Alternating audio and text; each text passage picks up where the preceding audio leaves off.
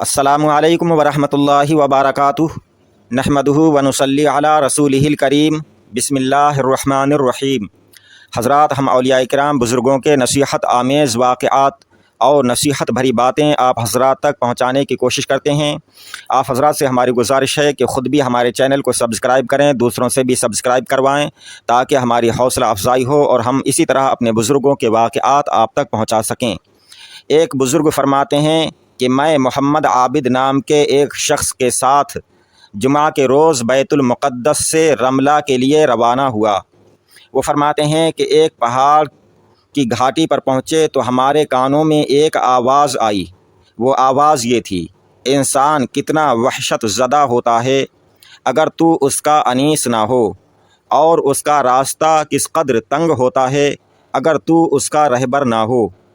वो बुज़ुर्ग फरमाते हैं कि हमने गार में झांका तो वो एक औरत थी जो ये अल्फाज कह रही थी। उसके जिस्म पर सौफ़ का कुर्ता, सौफ़ की चादर, हाथ में डंडा। वो बुज़ुर्ग फरमाते हैं कि हमने उसको सलाम किया। जवाब देकर उस औरत ने पूछा कि कहाँ जा रहे हो। वो बुज़ुर्ग फरमाते हैं कि हमने बताया कि रमला जा रहे हैं। औरत ने कहा, रमला में तुम्हें क्या काम है? फरमाते हैं कि हमने कहा, वहाँ हमारे दोस्त रहते हैं। इस पर औरत ने कहा, तुम्हारे क़ल्ब के अंदर हबीब अकबर सबसे बड़ा दोस्त कहाँ है? फरमाते हैं कि हमने कहा कि वो तो हमारा और तमाम ईमान वालों का हबीब है। इस पर औरत ने कहा, वो तुम्हारा और मोमिनों का ज़बानी हबीब है और मेरा ज़बानी और क़ल्बी हबीब है। वो बुज़ुर्ग कहते हैं कि हमने कहा कि आप अहले हिकमत लगती हैं, मगर आप में एक ऐब है। औरत ने कहा कि वो क्या? इस पर उन बुज़ुर्ग ने कहा कि आप जवान औरत हैं और महरम के बग़ैर अकेले सफ़र करती फिरती हैं। इस पर उस औरत ने कहा कि इन्न वलिय्यल्लाहुल्लज़ी नज़्ज़लल किताबा व हुवा यतवल्लस सालिहीन, यानी मेरा वली वो अल्लाह है जिसने किताब उतारी और वही नेकों का वली है। वो बुज़ुर्ग फरमाते हैं कि मैंने कंबल से कुछ दिरहम निकाल कर उन्हें दिए तो वो कहने लगीं कि ये तुम्हारे पास कहाँ से आए? उन बुज़ुर्ग ने कहा कि ये हमने जायज़ तरीक़े से कमाए हैं, हलाल तरीक़े से कमाए हैं।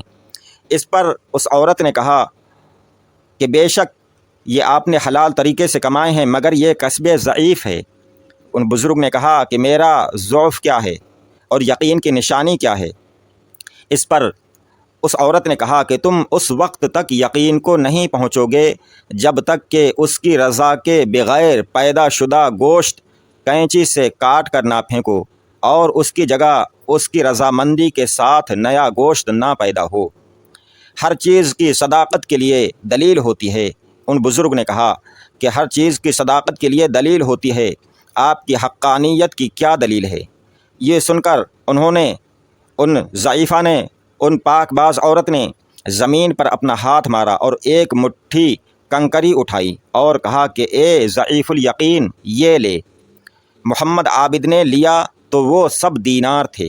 ज़मीन से मुट्ठी भर कंकरी उठाई, मिट्टी उठाई और वो हाथ में लेते ही सोने के सिक्के बन गए और उन बुज़ुर्ग के साथ में जो मोहम्मद आबिद नाम के शख्स थे उनको दे दिए तो वो सोने के सिक्के थे, दीनार थे। सुभान अल्लाह।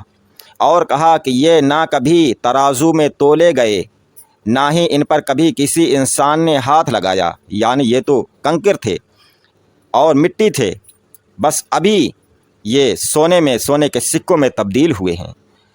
वो बुज़ुर्ग फरमाते हैं, फिर मुझसे कहा कि तुम्हें इसलिए नहीं दिया कि तुम इससे बचते हो। फिर कहा कि तुम्हें रमला जाना था तो लो यही तो है रमला। वह बुज़ुर्ग फरमाते हैं कि हमने गौर किया तो हम रमला की दीवारों तले खड़े थे। सुभान अल्लाह।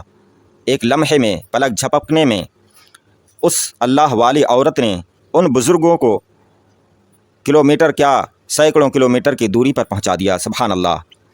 वो बुज़ुर्ग फरमाते हैं कि हम शहर में दाखिल हुए तो लोग नमाज जुमा पढ़कर निकल रहे थे।